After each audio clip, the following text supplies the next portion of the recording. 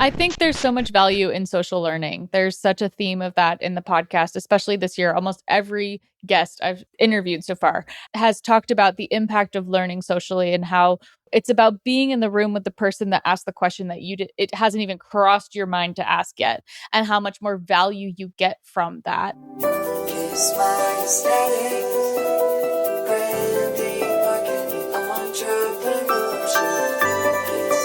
Greetings and welcome back to the Kiss My Aesthetic podcast. Today we have an expert on and fellow designer. Welcome to the podcast, Anna. Hi, Michelle. Thanks for having me. Thanks for calling in all the way from Australia. How lucky are we to have you? Yes, we're sweltering here. Are you? Oh my Yes. goodness. Well, hopefully this conversation will be nice and easy. Good little introduction again to you, your business, but tell us who you are, what you do, and who you help. Okay, my name is Anna Dower. As you mentioned, I'm in Australia, but I work with designers globally. I've been a graphic designer for a very long time. I would say 25 plus years. I'm definitely in the seasoned designer category. After running my own design business for about 10 years, I decided to move into mentoring women in design. And that's kind of the space that I live in now. So my days are spent mentoring designers, and I'm also the co founder of the Designer Boss Summit, which is a free online event for designers to attend across the world to learn from design experts for free. It's so valuable. I've been a speaker for your Designer Boss Summit before. I want to say I was in one of the very first summits that you hosted, which Yeah, I would have think been you back. might have been. Yeah. So talk to us about the lifespan of the Designer Boss Summit, how you've evolved it since the very, very first, what you've learned. And let's kind of recap that whole story because I think it is interesting. The whole online virtual conference space was so new at the time. And you guys really are just the industry standard of that. Yeah, I mean, Emma is my co founder. We were working together. I was her mentor. She was my student. But we really hit it off. We really had mutual respect for each other. And when COVID hit in 2020, we both had our own separate online communities of designers. And we kind of just saw everyone freaking out, as the world did at the time. Mm-hmm. And at that point, we had kind of like been playing with the idea of a summit. But once we kind of started to see the design community really stressed out, we thought we need to do it now. Like, this is what our community really needs. And we pulled it together super quickly. We're really lucky that we are both kind of have the same mentality of like, think of the idea, make it happen really quickly. Don't overthink it, just get it done. And because I'm a designer and she's a web developer, we made it happen really quickly. I would say maybe within 3 months, that first summit. And we had no idea what we were doing. We kind of just had a sense of we wanted to bring the design community together, let everyone know it was going to be okay, and kind of figure it out together. We didn't have the answers, but we kind of just thought as if we come together, we'll all figure it out. And the goal at that point wasn't to make money. It was basically to create a community, increase our lists, our email lists. That would have been a bonus. And then it kind of turned into a beast of its own. That was the starting point 5 years ago. And now we're up to summit number 13, which is Oh nuts. my goodness. Yeah. And honestly, it keeps getting better and better. And we keep learning. We're still amazed Yeah, that we keep learning each of summit. course. And yeah, it's just gotten bigger and bigger. We've gotten some design experts over the years that have just totally blown our minds. We'd be like, let's just ask them and see if they say Yeah, yes. And they say incredible. yes. So yeah, it's been pretty incredible. And I think over the last 5 years, we've probably educated nearly 100,000 designers worldwide from Wow. 154 different countries, which is mental. Wow. Yeah. And most of it Huge was reach. for free.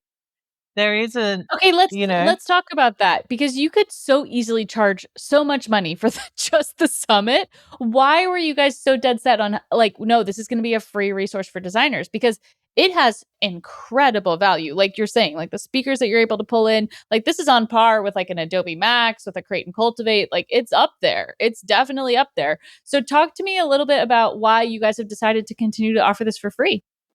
well, for us, it's really important for everyone around the world to have access to design education, no matter what situation you're living in, what country you're living in. We feel like this is the basics that you should be able to access, and it's really important to us. I feel like we talk about our causes a lot, but that's because that's what's important to us. Our values are really important. We like I said, we want everyone to have access. We're also really stuck on making sure that women in design get to be on the Yeah, stage. absolutely. Because for a long time, the design industry was a boys' club, I feel. And I think it's mostly because just the men were louder than the women. And that's why it's important for us to make sure the majority of our speakers are women.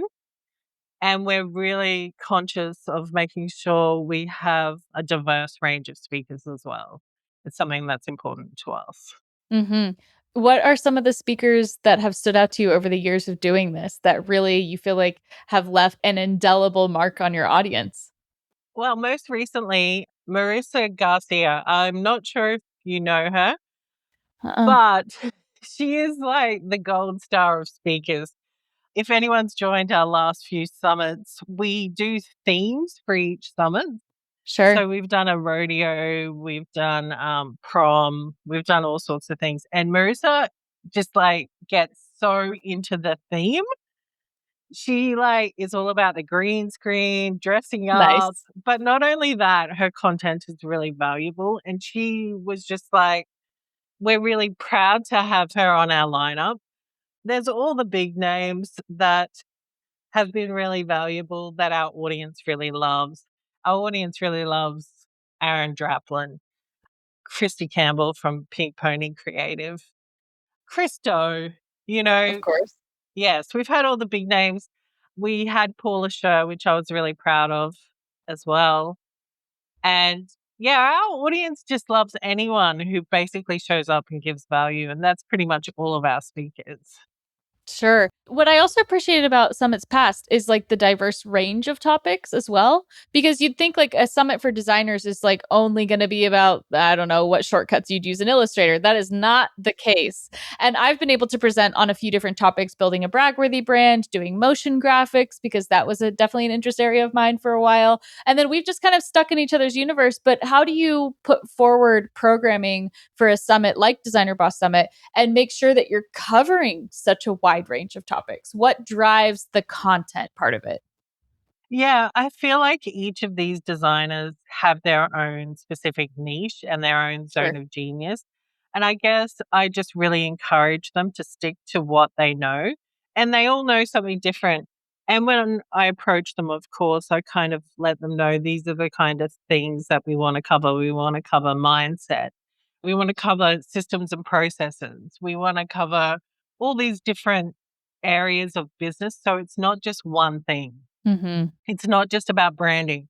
It's not just about, illustrated tips and tricks. It's about the whole business ecosystem, basically. Mhm. And for our audience, we know that not every single topic is going to be for them, but hopefully we have a nice range so everyone has something they can learn and apply to their business. Mhm. And that it just becomes this huge library. Like, I think it's really nice to hear from leading experts and have just this you can kind of it reminds me of being in university and, like, you can pick your coursework that you wanna go through, and you can kind of, like, chew through it at your own pace, which is also lovely. But talk to us about the audience that joins Designer Boss Summit. You mentioned that they're coming from 154 different countries. You've got hundreds of thousands of people that you've impacted over the years. Where are the bulk of your audience? Where are they in their business? Like, what are they getting the most value from? And what do you see that occurs as part of like the transformation or the feedback that you get from them after having attended their first summit? I think honestly, I can't say they're all at the beginning of their journey or they're Sure. all been in their business for 5 to 10 years. It's a huge variety, the audience, Yeah. honestly. But I would say most of these designers are designers who are at home working by themselves in front of their computer daily. And this summit Mhm. is fun. We try really hard to make it fun with our themes. Our audience is the best because they always dress up, they always share, and it's just a really lovely community. Sure. There's no judgment, there's no I'm a better designer than you. I know more than you. There's none of that. It's a really a lovely space to come into. Mhm. And I often feel like designers come to the summit thinking, oh, this is what I need to learn about. But then once they get there, they get surprised by presentations and speakers they probably didn't even think about Mm, mhm. and would be like, whoa, I needed that and I didn't even know it. So, Mhm. yeah, it's a wide range. I think there's so much value in social learning. There's such a theme of that in the podcast, especially this year. Almost every guest I've interviewed so far has talked about the impact of learning socially and how it's about being in the room with the person that asked the question that it hasn't even crossed your mind to ask yet, and how much more value you get from that. So tell us a little bit about the structure of the summit, how it actually works. There are obviously speaker presentations, but then there's also Q&A and opportunities to ask those kinds of follow-up questions. I've got to imagine that that was by design. Your brilliant brains over there. So tell us about how that came to be and what you notice the impact of the social learning aspect. Yeah, I mean, the way the summit works is this particular summit is 4 days. We have a schedule that we release prior to the summit so you can kind of figure it out in your time zone, pick the presentations that you want to watch. And then after each presentation, we have a 20-minute Q&A with the speaker. And our speakers are so funny. No matter who they are, how much experience they have, their number one concern is, what if no one asks me questions? Um, but that has never happened in the history of Designer Boss Amazing. because our audience want your brain, their brain. They want to use the opportunity to ask questions. And the Q&A sessions are absolutely the best part, I feel like, because the speakers get to go on live. They're answering questions to our audience in real time. And it's like this adrenaline rush Mhm. between both the audience and the expert speaker. And it's so valuable to have access to their brains in real time. Mhm. And every time our speakers get off the Q&As, they're like, oh my God, that was so much fun. Mhm. Yeah. And It is I just think it's valuable. totally. It's such an extension of an experience that, like, definitely it's crazy to get that much connection out of just like a virtual experience.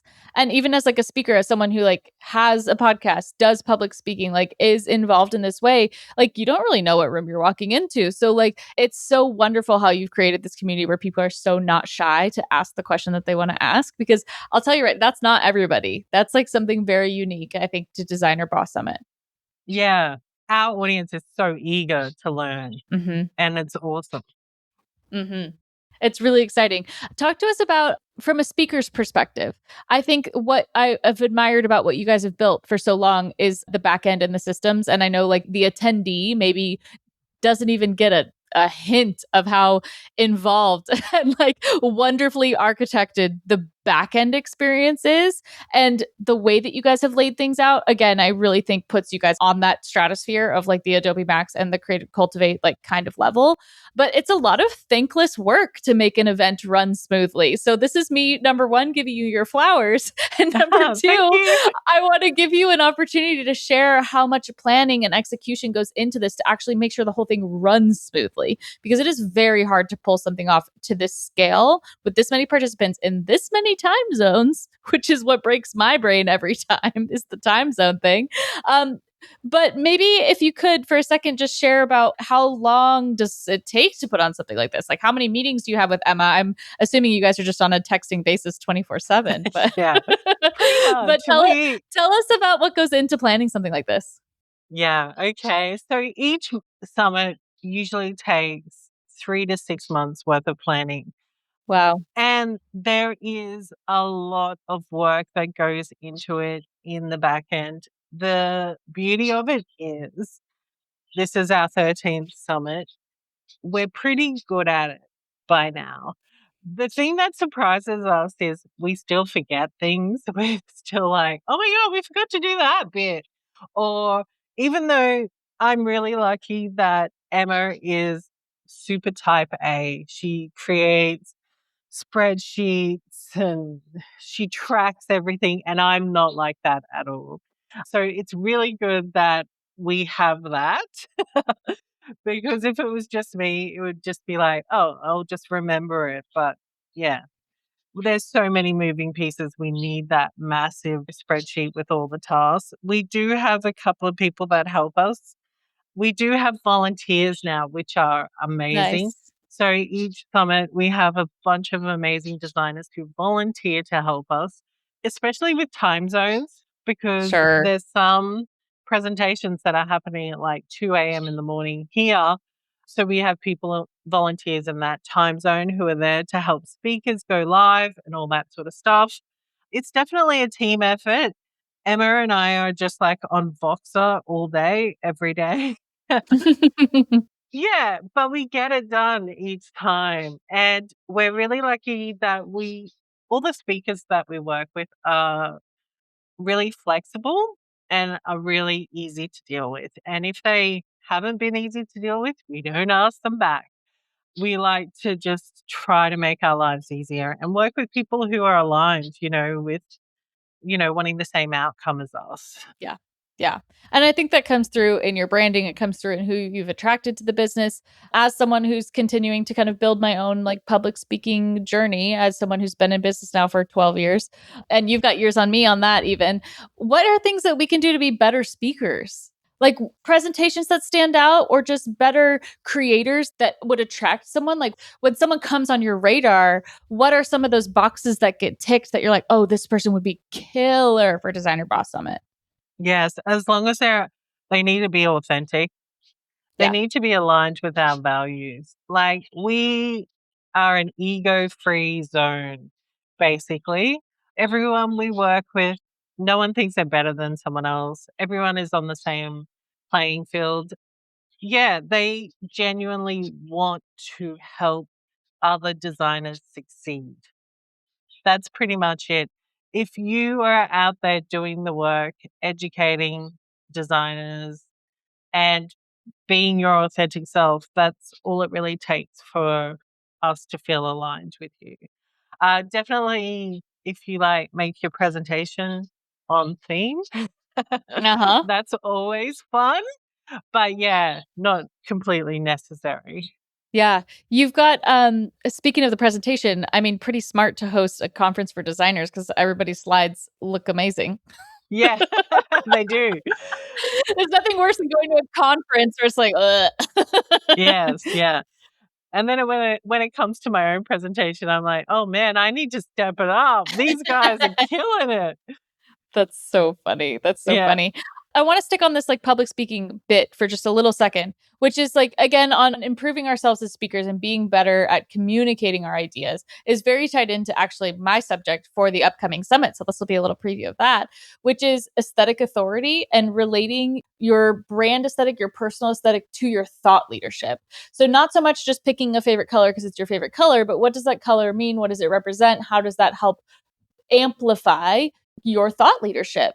And as someone who's like continued to like work on growing my brand but work on helping other clients grow their brands, what comes to mind when you hear the phrase aesthetic authority? Now I'm doing some research for my own presentation via you. And how did that stick out to you as a topic of something that's like, okay, there might be something to this? Well, I feel like designers in general do not step into their authority enough. Correct. I think they are all focused on the aesthetic and not enough on the authority. So I definitely felt like it was something that designers needed. I often feel like designers are like, oh, I make things pretty. I'm really good at that. That's enough. Mhm. It's not enough because there's so many designers out there and the noise is really loud. So I think anything that is to do with authority building is really valuable to designers because they need more of that. Mhm. I think the default too, and maybe it through your mentorship, you've noticed this. The default for most creatives is like, "Oh, I want my work to speak for itself," or like, "My work's gonna be strong enough." And what happens, what I notice is that when you do that, you're letting your authority be defined by someone else. You're letting your aesthetic be defined by the parameters of the client or the parameters of the project. And maybe it's not what you want to be working on or what you're doing, but it's all that you're showing. So Hmm. people don't know you can do anything different. Do you run into that in your mentorship coaching situations? 100%.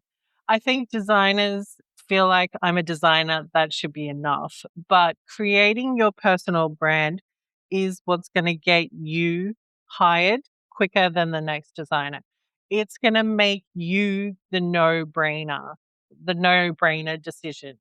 It's going to allow you to not haggle for pricing, you know? Right. And it's really important. You can't just be a designer in this industry right now. You need to be more. Yes, agree. And also that your aesthetic authority is also meant to turn people away from you too. I think we forget that part of the equation is we think we have to attract all the people all of the time. And if you believe in like a true like abundance mindset, then there's enough cake for everybody, right? Like there's enough slices for everyone. And to not be Yes, concerned with that, but I think it's a fear, it's like a scarcity mindset of, oh, if I'm too loud, if I'm too bright, if I'm too sarcastic or too political, if I'm too loud, that I'm going to lose opportunities. You're nodding along, so I feel like you might agree with me on that. Where do a you hundred stand percent. on the kind of like doubling down, knowing that you may not be for everyone and that's okay? You have to be like that in business. Yeah. You have to not be for everyone. If you are for everyone, you're doing it wrong. Mhm. You're 100% doing it wrong. You are not doing yourself any favors. I talk a lot about making it really clear, even who you don't work with Mhm. on your website, just so you're not wasting your time and they're not wasting their time. And then the leads that do come through to you are really validated, really warm, far more likely to convert because you're on the same page throughout the whole, onboarding process. Uh, yeah, so I definitely agree with you 100%. What other lessons or things stick out in your mind as maybe conversations you've had in your mentorship or like in talking to so many designers over the years, or even maybe something you could tell yourself from the first summit to now? Let's like kind of like rewind the clock and figure out like, okay, step into your power. Don't be afraid if people don't like you, assert your aesthetic authority, assert your authority in general. And you don't need to have even this huge backlog of work to be someone that can have a point of view on something. What are things or themes or just kind of ideas swirling around your head as you're, again, bracing for this upcoming summit and thinking back to summits past? Yeah, a few things jump to mind. The first thing is everything is figure outable. Basically, if you want to do it, if you feel in your gut that this is what you want to do, but you are struck down by overthinking, fear, all the what ifs, just know if you can make absolutely anything happen. And if it's shit the first time, do it again, and then do it again, and do it again, and do it again. Another thing is stick to your zone of genius. You don't have to be everything to everyone. A lot of designers feel like, well, I've got to offer branding and websites and this and that. You don't. You can be the designer who's known for this and always stick to doing what feels good. If you don't like doing something, don't do it, basically. You're the boss. And there was a third one I was gonna talk about, but now it's totally gone from my It's mind. escaping you. Any advice that you give to Anna from her first summit to now? Stick with people who are aligned.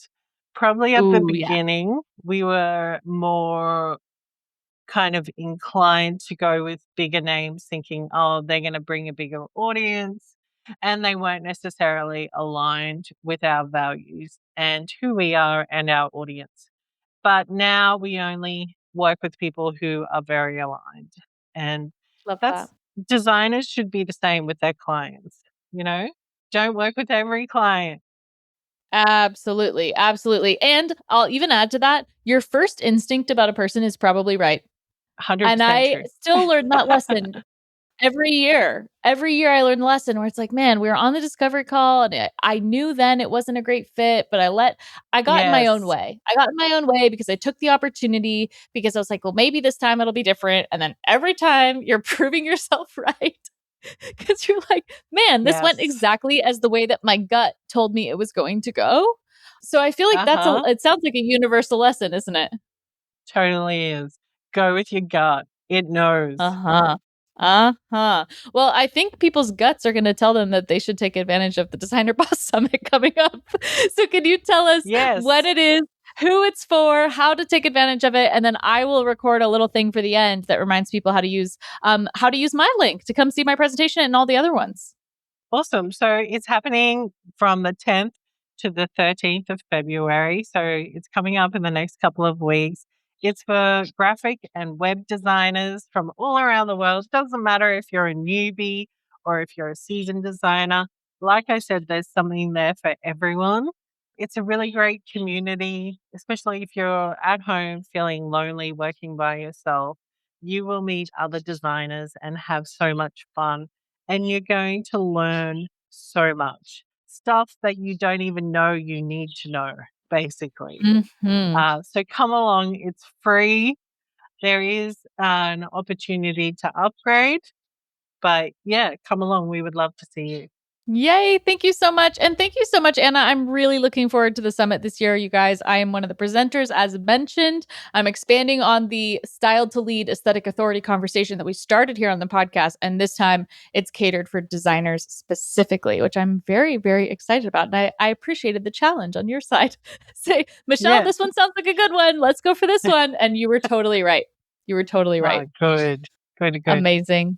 Well, thank you so much, Anna. And we'll see everybody at the Designer Boss Summit. If you love the episode, don't forget to send it, save it, share it with a friend, leave a comment, DM either one of us. We'd love to answer your questions. I love a voice memo. Sounds like you do too if you're on Voxer.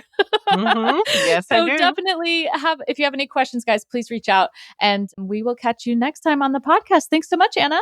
Thanks, Michelle. Bye.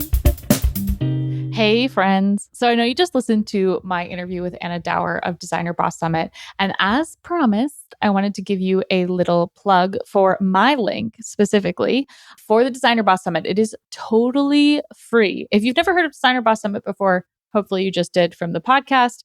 But on February 10th through the 13th, 2026, there are 25 plus design experts that are going to be tuning in and sharing their expertise for 4 full days of clarity, strategy, and systems that will actually work for your business as a creative and especially as a designer.